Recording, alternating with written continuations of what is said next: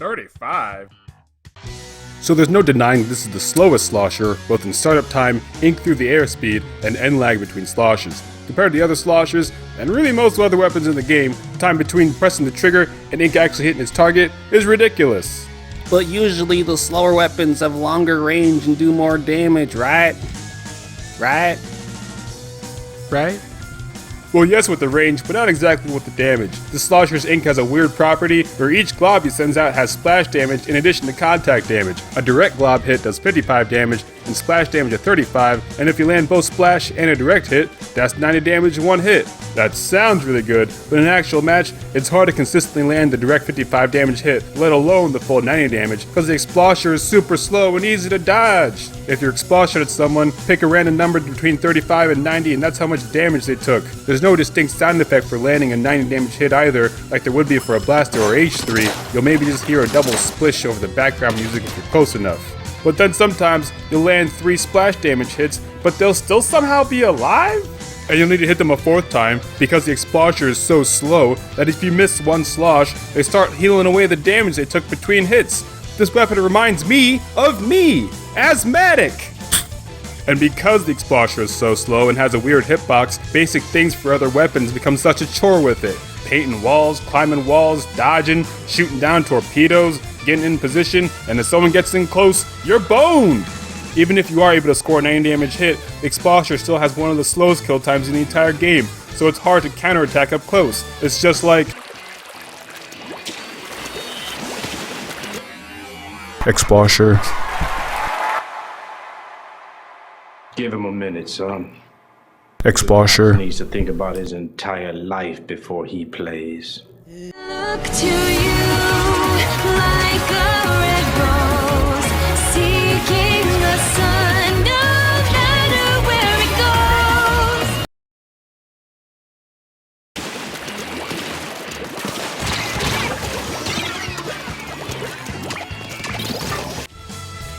Even attacking enemies on grates becomes a challenge. Fucking grates, man! This weapon's worst nightmare. It's tough hitting people with direct glob, but you always have the splash damage. But wait! You don't get the splash damage if there's no ground below them, and there's no ground below the grates, so you can't hit people on the fucking grates! Explosher is an anchor weapon, but not exactly the best one. What is an anchor weapon, you ask? Well, allow me to explain. To overgeneralize everything, you can split Splatoon weapons into 3 categories that determine how you should play them. Slayer, or frontline weapons, are the ones that have short range, fast kill times, and constantly attack the enemy. You've got Flex, or midline, weapons that usually have longer range than Slayer weapons, but don't have quite as fast of a kill time. They strike a balance between offense and support. And Anchor, or backline weapons, hang out towards the back, have really long range, but are also slower than the other 2 categories, and often have to charge up each attack. This is the category that the Explosher falls into. Think of the categories sort of like offense, midfield, and defense in soccer, or football, depending on what country you live in.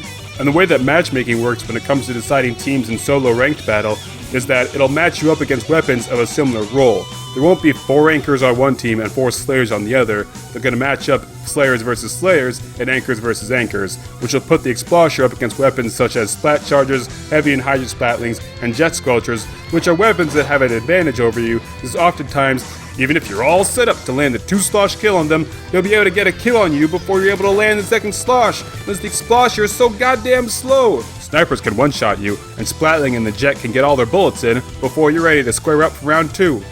And playing Anchor is already hard enough, and the weakness inherent to Anchor weapons apply doubly to the Explosher. It often feels like you don't have a lot of agency over whether or not you win or lose, since you're more of a supportive weapon. You can do your job 100% perfectly and still lose. I'm doing everything right, but I'm still failing. What is this? An engineering exam? But despite all of this, I was still ready to give the Explosher a glowing review, and then patch 4.5 happened.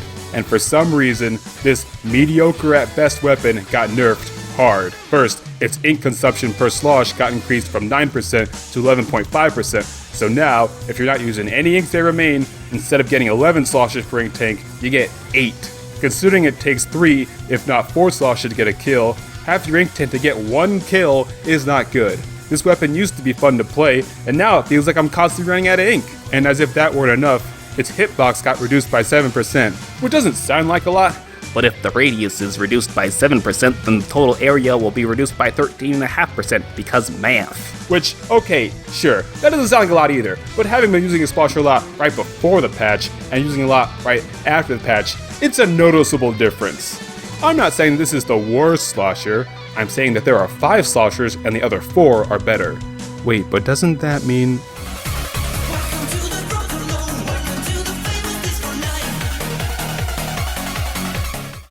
Explosher spits hot fire!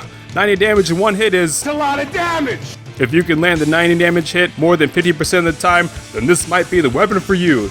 You'll be serving up piping hot ass whoopings from a distance. If someone's already taken a little bit of damage or has put one toe in an enemy ink, you can land a 90 damage hit on them and one-shot them. The unique trajectory of the Explosher's glob lets you hit targets in spots that most other weapons can't hit entirely. The glob follows the exact same trajectory through the air as tossing a bag of dog shit, so you can use that to your advantage. It's like throwing out a sub-weapon. If you angle your globs properly, you can hit opponents over walls and across gaps, plus this weapon suffers from 0 fall-off damage. Upon hitting the ground, each glob also leaves an area inked around its target, kinda like a blaster, so lots of times if it hits someone once and they don't react fast enough, they'll be stuck and it'll be easy to hit them again, as long as you predict the direction they're headed in next. The splashes also paint a lot of area. Depending on the map, lots of times it'll only take 2 or 3 well-placed globs to neutralize or completely overtake the zone in splat zones. This may be the slowest slosher, but is also the chillest slosher. With the other ones, you have to constantly be pressing 18 buttons per millisecond like you're tap dancing on your Pro Controller, but playing the Explosher is way less pressure. Like relaxing on the beach. It's just like...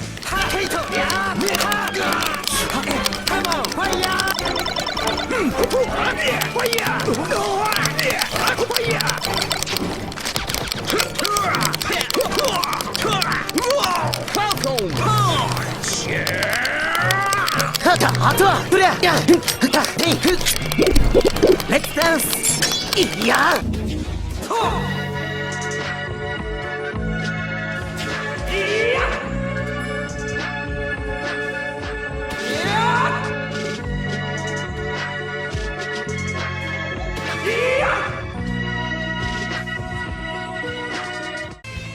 You know, if you're already losing, well, there's not much the fucking Explosher can do about it. Your reaction to conflict should have the same tone as your reaction to if a relative is telling you about a real boring story about someone cutting them in line in Costco. Oh man, we're losing. That's crazy. If only there was something I could do about it. But nah, I'm just gonna keep painting. And while you may be at a slight disadvantage against most other anchor weapons, and honestly most other weapons in general, there is one weapon you have an advantage over.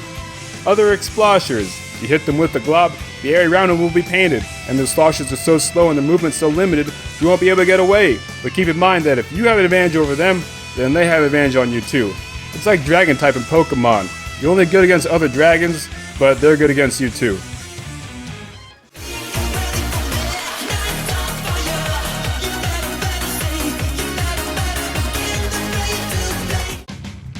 Jumping between sloshes gives you a little bit more distance so you can play like a jumping freak, and cutting off someone's escape before targeting them might make it easier to get a kill on them. But the real key to being successful with the Explosher is being able to consistently land the 90 damage hit. Fortunately for you, after years of research, I have figured out how to consistently land it during a match.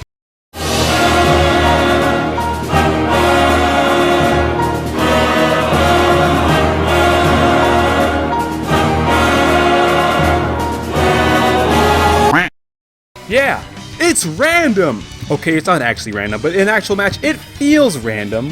It's easy to go into the training area and hit nothing but 90s, like 90, 90, 90, 90, 90, 90, 90, 90, 90, 90, 90, 90, 99, 90, 99.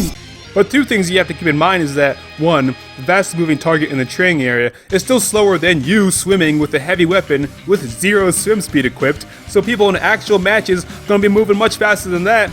And 2, people don't move in a perfectly straight line, they move somewhat unpredictably, especially when you're at long range and you need to pinpoint the exact spot where someone is for your weapon to be at maximum effectiveness. You can't aim for where they are, you have to aim for where they're gonna be at the exact moment that the center of your slow glob will make contact with the floor, and that's how you land the dying damage hit. So this isn't a 200 IQ weapon, this is a straight up predict the future weapon. So get out your tarot cards, shake your magic 8-ball, sacrifice your firstborn to Slifer the Sky Dragon, and be like Shulk in both the gameplay and the cutscenes of Xenoblade 1, or like Mithra in just the cutscenes of Xenoblade 2? Like, why even have it in the game if you can't do it during the actual game part of the game? I wasn't expecting visions in the game till you mentioned she can have visions, and then, oh, nope, only in the cutscenes. It's stupid, it's bad fucking game design. Yeah, I know that in Xenoblade 2, Squished Face Shulk as a blade can have visions during gameplay in the non-canon DLC, but that makes it worse. It means they could have programmed in visions for Mithra or patched them later and just did it. It's stupid! Success with the Explosher involves being a successful anchor player for your teammates. You might not get all the glory, since it's hard to carry your team from the back, but you can be one of the keys to victory by playing a helpful supportive role by attacking from a safe distance and from a safe spot, like somewhere up high where it's hard to hit you, staying alive, keeping the floor painted, and giving them a safe super jump spot after respawn should they need it. You need to be hyper aware of the momentum of each battle and know when to push forward and apply pressure on the other team, but also when to tactically retreat and shore up your position. Unless you're a super clutch player who gets 20 kills in 10 seconds from the other side of the map, which I, for one, am not, as an anchor, supporting your teammates is the key to victory. I mean, sometimes you'll literally get the worst teammate ever who, for multiple matches in a row, would just completely give up the second the other team took the lead. Like, how did you make it to X rank? A comeback isn't just a bedroom maneuver. But luckily, most players aren't like that. If you can keep the map painted to limit the opponent's fast movements and do at least some splash damage from a distance, your teammates can finish them off. If things are going south and your team's dead, it might not be worth it to rush in and try to fix the problem all by yourself. You're kind of limited in how much you can accomplish with the Explosher. Basically, if you get a call saying, it might not want to pick up. With the Explosher, you're not good at close range. You're just not. You want to keep opponents at the edge of your range so they're at optimal distance to be hit by you without getting hit by them yourself. That being said, one of the strengths of the Explosher is that, compared to some other anchor weapons, you don't have to charge up a meter before you can shoot, you only have a brief wind-up period. This allows you to be more mobile. You don't want to just be staying in one spot the whole match, but you don't want to overextend either. So basically, be in the backfield, but be mobile in the backfield. As an anchor, you're going to be pit against other anchor weapons in solo ranked. If dealing with heavy splatlings and hide your splatlings, hide behind something and wait till they're about to be finished shooting, then counterattack with your globs. Similar maneuver can be done against chargers. Against jet squelchers, just try to stay mobile, since the jet requires very precise aiming to land all 4 of their shots. As an anchor, shorter range weapons for some reason see you as a threat. Little do they know the Explosher is not great. And periodically during a match, they'll try to sneak around, get within close range and take you out. You're not good at close range or at fast movement, but there are a couple things you can do if someone gets in close. If you see them coming in advance, you can cut off their approach. One glob is usually enough to block someone's path, then mount to counterattack. If they're already closing in, well, you can start aiming better and hope to get them before they get you. Sometimes it helps to move in a spiral pattern, aim towards the ground and dance around to your opponent, and hit 3 splash attacks on them. It might work, it might not. Speaking of hope, if you're outnumbered in that close range, you can make like a level 10 cleric in 5th edition and rely on divine intervention to solve your problem. Oh no, they're closing in. I'm finished. Not today.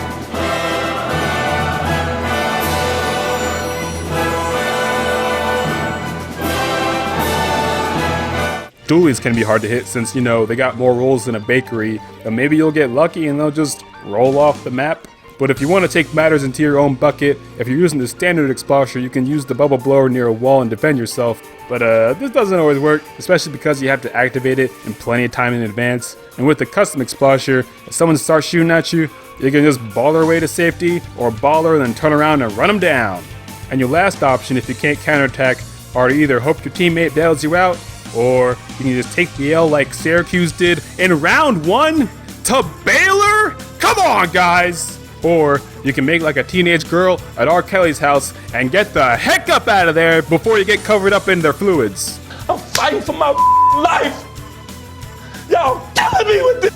Splat Zones is the mode where the Explosher strength really shines through, since the globs can paint the zone real quick. The other modes are kind of an uphill battle. In tower control, it's surprisingly difficult to hit someone right in the tower, since the little spire in the middle just kind of blocks it. So I don't recommend using the Explosher at all for that mode. Rainmaker and claims it can do alright, since a glob can block someone's path on defense, and paint a nice long path on offense, but those are more dynamic modes, which places you more prone to unexpected flankers, so your mileage may vary. In clams, you're probably the best candidate to hold the power clam in the backfield and be ready to jump, since the other team will likely know where you are at all times anyways. Which Explosher you choose really comes down to personal preference. Original is good if you want to use Bubble Blower a lot, and Custom is good for team support and the safety net of the baller. With regular Explosher, you can do the combo where you're throwing out a sprinkler and then use Bubble Blower through the sprinkler to prime your bubbles for an easier explosion.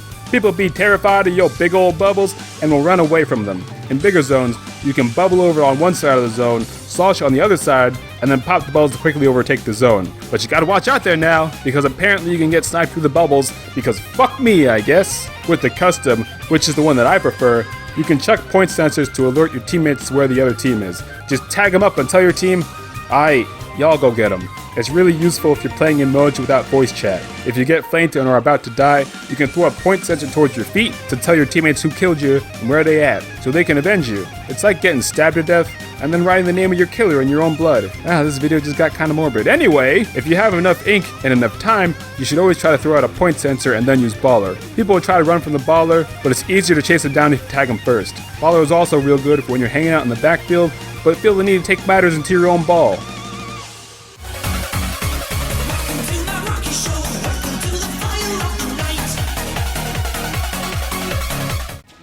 This is a big boy slosher that acquires more ink than Gooper Blooper, so like the Dynamo Roller, ink save remain is almost a necessity, especially after the nerf. With 0 ink save remain, you get 8 sloshes per tank. With 1 main, you get 9 sloshes, 2 mains gets you 11, and 3 mains gets you 12. Ink recovery up can also help you refill faster if you're staying mobile between sloshes. Object Shredder is good for both Exploshers, especially the regular one since you can pop your bubbles easier, and Special Charge is also good for both, but especially the custom. Special Power Up is good for the regular Explosher to increase the potency of your bubbles, and Sub Power Up can be good on the custom to extend the range and duration of your point sensors.